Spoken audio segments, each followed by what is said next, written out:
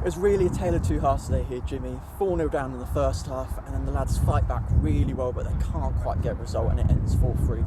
Is there disappointment in that first half performance, or do you look at the more positives in that second half performance after that game? We were a mile away. We were miles off it first half. They absolutely battered us, and it could have been more. I'm not going to stand here and pretend it was. They were lucky to have a 4-goal lead. It could have been more, and it's not acceptable. We've had a lot of change this week, and a real thin squad to select from, and players not available to train in bits and pieces, and bringing some new players in. And we're trying on the day, but for the players that have been here, the expectation's far higher. You can't give away a corner from the other team's goal kick, centre, and then end up conceding in the same sort of manner. And I thought it was the first time we looked really rocked by an opponent this year. Like I said, it could have been 5-6, potentially 7. Jack Bowman's pulled off some top saves. But one thing I need to say is this group has got courage. They don't give up. They are relentless in their work. We're not bottom of the league and not trying.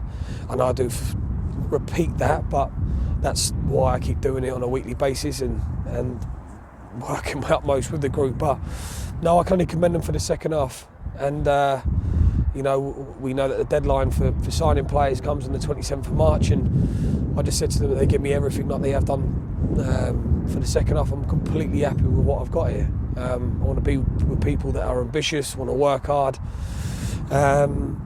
and we just need to try and find that consistency to get something across the line. And why do you think there was that difference between the first half and second half? Was it we've had a bit of a break, between games? I think our last game was really early on in March. It's almost been 2 weeks. Do you think that played a part of it, or do you think there was just other factors at play? No, I agree. I think we are slow starters. I think when we haven't had a game, I think it tells straight away.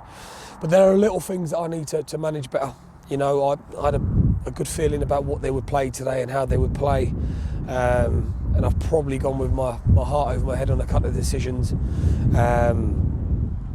So I definitely take responsibility for that, because they know how to, little things, defending set piece, kick-offs. We know where they're going. We do our homework on that.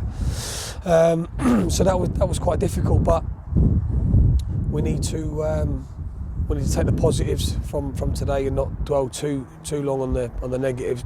And does it make it easier now, getting those 3 goals, 2 wonderful strikes in Carroll there, to just look at those positives and move forward for that next game as a squad? I think that players look at the game logically. They're going, well, if we do that, we can get that back. And sometimes it ain't that. They were better than us first half, and we needed to really dig our heels in and actually stay in the game, rather than actually trying to pinch one back.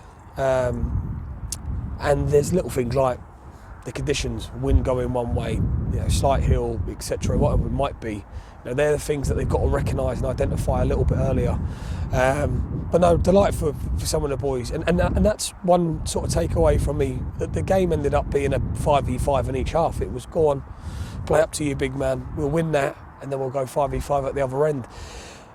And when the lads actually got their head round that, they were far more comfortable. When people are accountable in their 1v1s, that's probably when we're at our best. Because when we are athletic, we have got some weight and power to us. So we need to make sure that we remind ourselves of that and not be too structured in our work. I think sometimes that's an issue with players because of what's worked previously, but we've got to be a little bit more rigid with that. But no, on the note for Callum Wilson, absolutely delighted for him.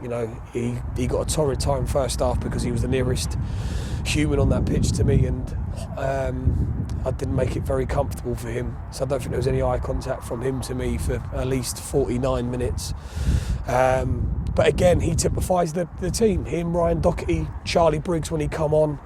I thought they were excellent, stepping forwards, being aggressive, going up against some of the best forwards in the league, didn't they? So we need to take those positives. But no, a real pat on the back for them, and that's what I said to the boys at the end there. I said, don't worry about the first half. Well, not worry about it. Let's remember it, but let's remember the second half and take that into next week. Let's stop fearing anyone and everyone and what they might do, and remember that we've got some real talent in this group.